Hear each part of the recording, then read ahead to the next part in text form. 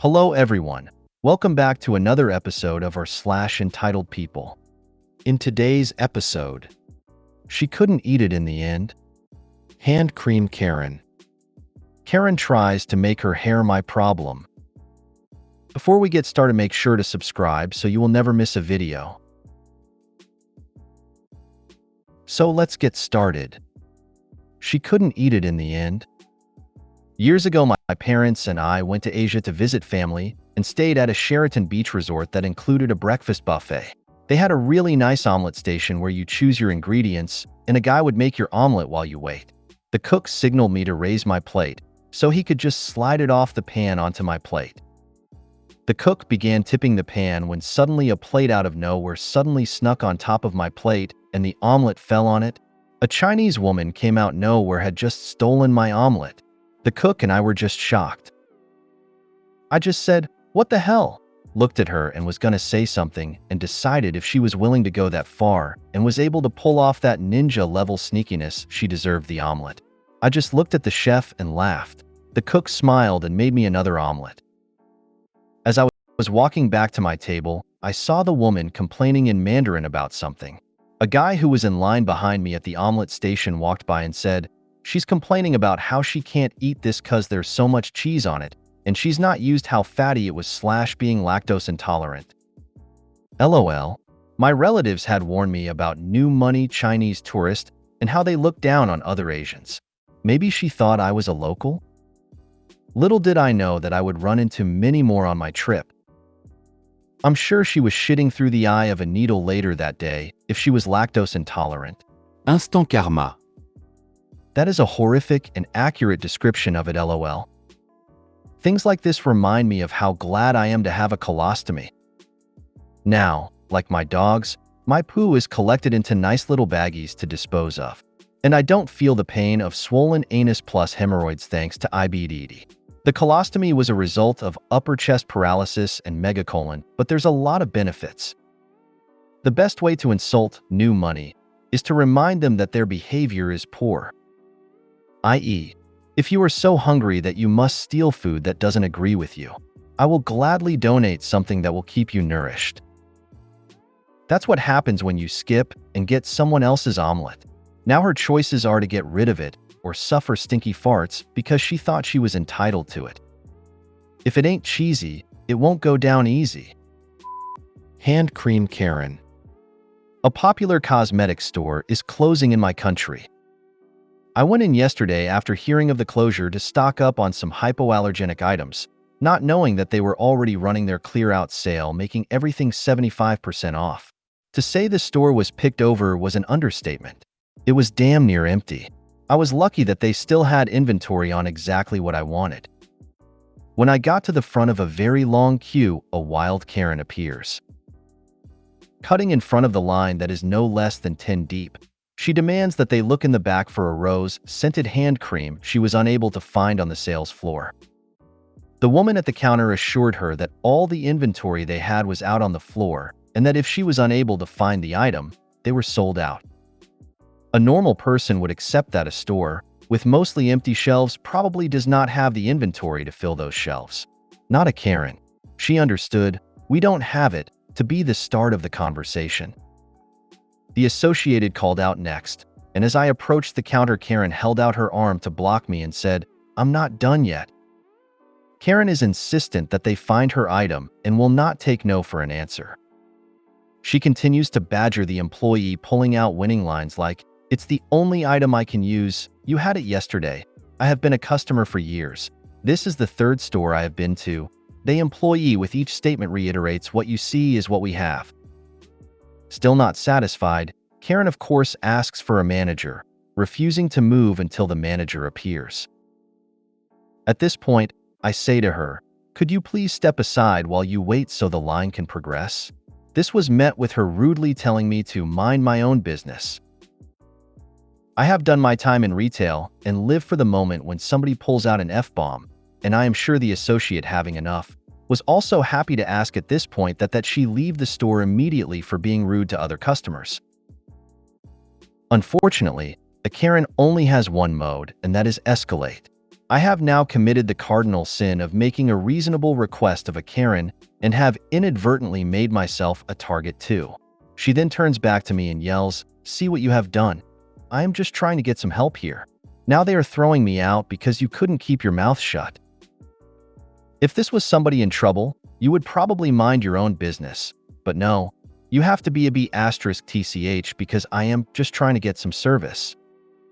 A few of the customers in line join in calling her a Karen and noting she was in fact the one who was unable to keep her mouth shut. This only emboldened her to champion for her right to rose-scented hand cream. She then begins to berate every customer who dared question her approach to the situation. Everybody is A*TCH. Everybody needed to shut up. We just didn't understand customer service. Finally, the manager appears with the full bin of Reamening hand cream. They had no less than 5 other varieties, just no rose. The manager is offering alternative from what limited stock they had in a futile attempt to de-escalate. However, Karens don't understand de-escalation. Now Karen is already shaking made over $3 hand cream and proceeds call the manager stupid for not understanding rose and then helpfully spells out ROSE. The manager again says, "We are out of stock," noting she has offered alternatives, and if none are suitable, there is no further assistance they can provide.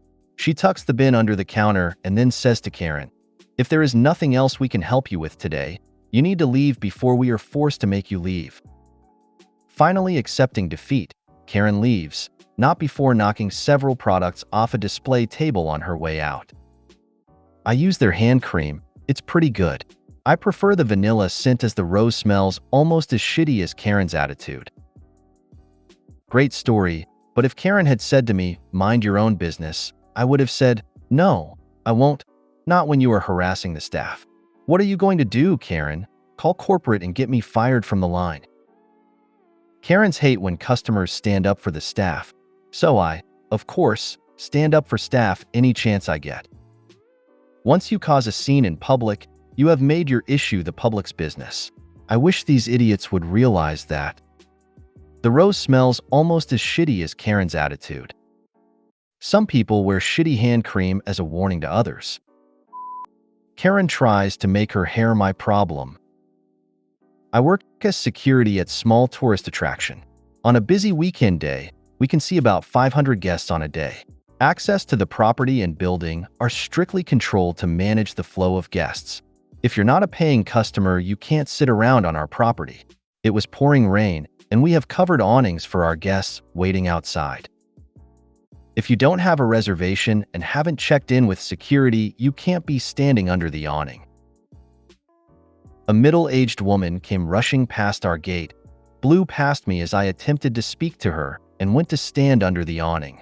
I catch up to her and ask her if she has a reservation. She tells me she's waiting for her Uber. I advise her we have a dedicated pickup location on the other side of the property. She holds up her phone and insists her Uber is coming to her location because she has our business listed as the pickup address.